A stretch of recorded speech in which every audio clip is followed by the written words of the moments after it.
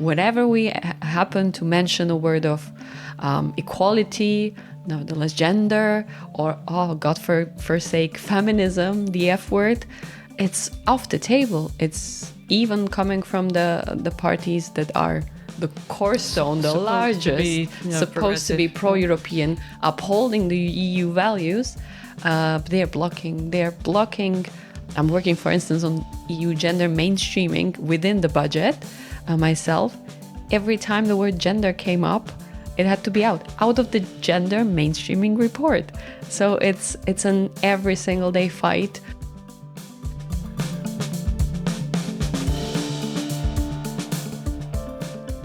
Welcome back to The Right to Decide, our podcast series. The last episode was about the anti-gender agenda and the gender ideology rollback of rights. And today we're going to look at who is behind this, and more importantly, what money is behind it, who is funding this agenda. Because this is not just some spontaneous cultural war whereby people suddenly change their views, but it's a multi-million euro operation, and dollar very often operation, financed by oligarchs, religious donors, and by ourselves, because there's a lot of public money going into it. And today I will be discussing this topic with Lucia Yar, a new MEP from Slovakia. And we're going to talk about where the money comes from and how the European Parliament can actually monitor how this money is spent and if it's spent in accordance with European values. Thank you for having me. And maybe just to clarify, why am I talking about this? It's because in the Parliament I got into the role of vice chair of the budget committee, and also I'm very active in the FEM committee, covering especially now the questions of sexual and reproductive health care and violence against women. So this is how it kind of connected me. And what we've got to work with recently is a really good study that came exactly from the European Parliamentary Forum that was monitoring, and for the first time with the full methodology and data and really in innovative way, monitoring how these money that you are talking about, how they are flowing into the European Union and within the European Union, and how they are financing all kinds of anti-gender and anti-women, anti-equality and anti-human rights organizations, associations, media outlets, etc. Okay, and what are your findings? So it's the finding of the European Parliamentary Forum, so I'm not going to take the credit for it, but I was happy to, with a couple of other colleagues, present it within the European Parliament and also promote it further on. And it says that about 73% of the money that came within the years of 2019 to 2023 came from the European Union, within the European Union. About 18% came from Russia and about 9% from US. And we are talking about 1.18 billion American dollars, which is a huge amount of money for 4 years. And now it is anticipated that within the last 2 years, it has been even more growing. So, and then we go into, or the study goes into more details of who are the recipients, who are the donors, etc. So yeah, it's a massive amount of money, in particular if you consider that money for sexual and reproductive health and rights is cut back dramatically, like USAID and others. Exactly. So can you describe a little bit more, because you say the report, but also you as a member of the budget committee, you're looking at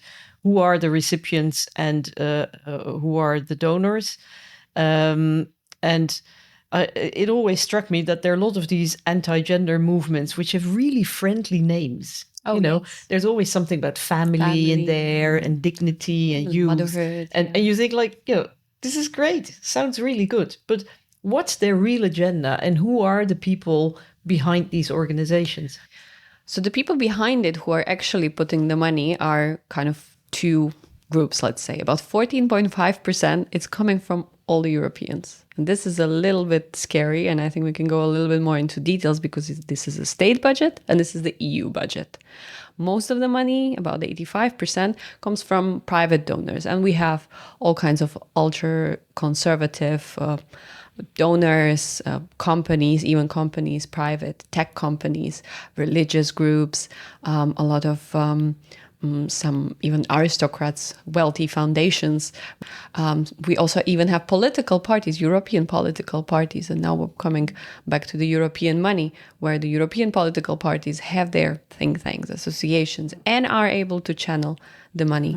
And are you able, because one of the things that always bothered me a lot is that because they will always say, well, we have our views and we're entitled to campaign just like anybody else. But I always found that there's a distinct difference between NGOs campaigning, for example, in favor of women's rights, sexual and reproductive health and rights, and that is that they are very open. They're actually seeking visibility because that will give them more impact. Whereas these ultra conservative organizations that are campaigning against women's rights, they try to be as invisible as possible. So do you find that in Parliament it is possible to get access to, who is behind, who are the names? And can you and will you publish a list of the names, make the donors known? I would be happy to do that if we could, but compared to your times in the European Parliament, now the times has majorly changed.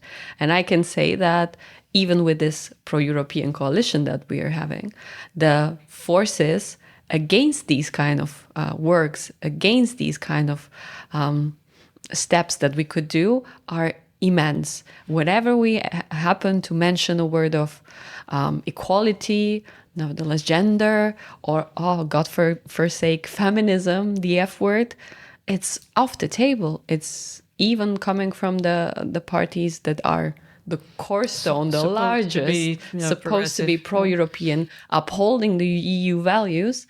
They're blocking. I'm working, for instance, on EU gender mainstreaming within the budget myself. Every time the word gender came up, it had to be out of the gender mainstreaming report. So it's an every single day fight of what you can get in and what is out.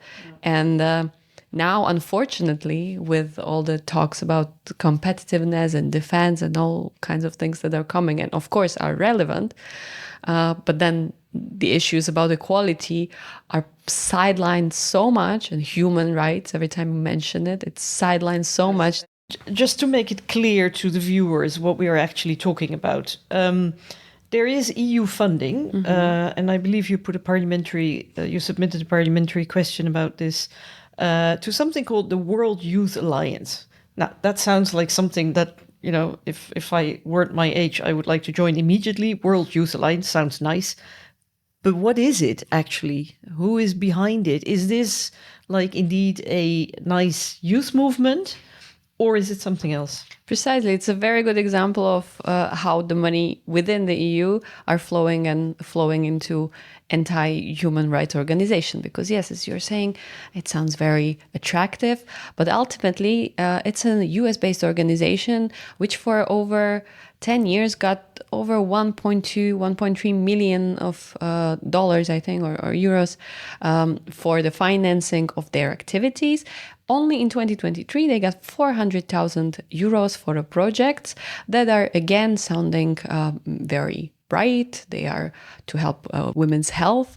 But we know, and many reports were saying, Open Democracy published a huge investigation on it, that this kind of organization bases their events or their projects on pretty much false claims. And false claims like that contraception harms fertility, for instance, that the abortion excess increases maternal mortality, basically all kinds of things that are utterly false, that are not even facts anymore. So directly the money from the EU payers are going into something that is questioning the bodily, the sexual and reproductive freedom of people. Yeah, and misleading young women who will then find one day that it didn't work, but then it's too late. So you asked questions to the European Commission, and what did the Commission reply? Yes.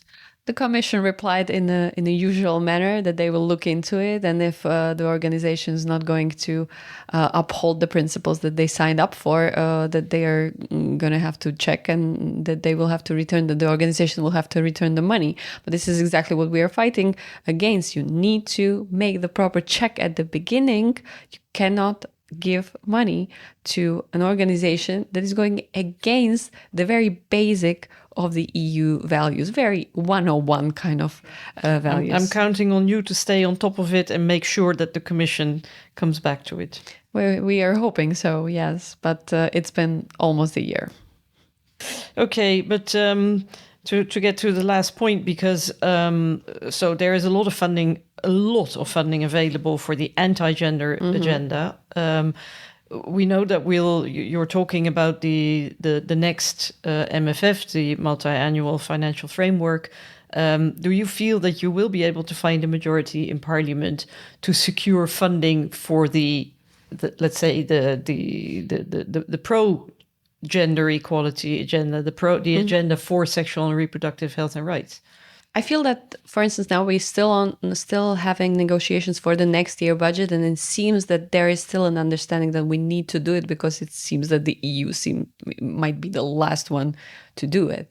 However, for the upcoming multi-annual financial framework that's going to start in 2028 for 7 years, it's going to be very tricky. We've got the first outlook of the Commission's proposal of what it could look like.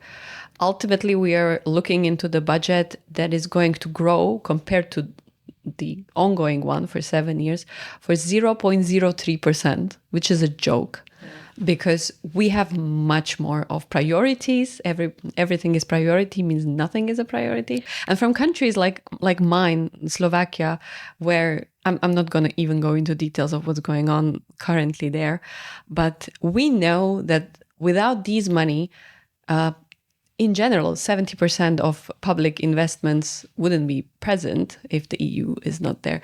But whatever is happening within equality, gender rights, human rights, sexual and reproductive healthcare rights, it's coming from the EU. Otherwise, it wouldn't even exist. So it's going to be a major hit. We're trying to do what we can to secure as much as it's going to be possible. But to understand it, the EU budget is as big as yearly budget of Denmark of 6 million people. And we are supposed to finance everything from defense up to agriculture and everything. So always it's going to be much, it seems that it's going to be much less for everyone, including fighters for sexual and reproductive health and rights.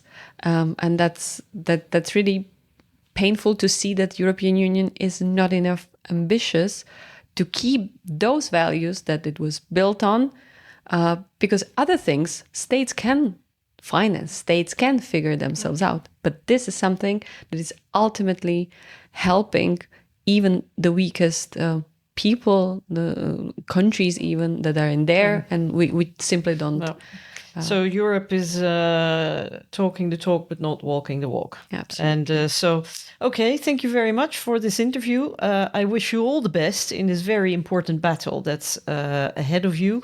I hope that you will also continue to bring to light who's behind the funding for the anti-gender agenda, because I think it's important that people know that they realize, this whole agenda is pushed with a lot of money. It's not that people sort of spontaneously get these very anti-gender conservative views. In the next episode, I'll be talking with Belgian Senator Celia Groothede, and we'll be talking about misinformation and influence to shape access to sexual and reproductive health and rights. Hope to see you for a next episode of The Right to Decide.